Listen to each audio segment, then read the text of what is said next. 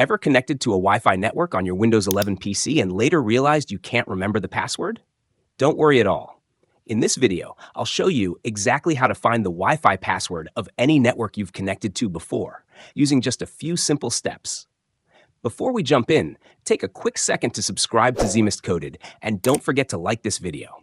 It really helps the channel reach more people like you. All right, let's get started. To check a saved Wi-Fi password on Windows 11, head over to the taskbar. On the right-hand side, look for the network icon and click on it.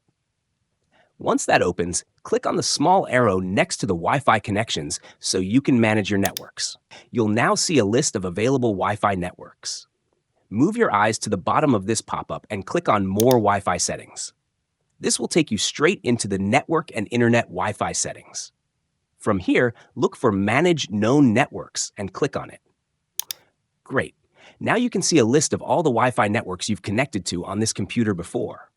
Let's say I want to check the password for the Wi-Fi network called Galaxy A05S. I'll simply click on the network to open it.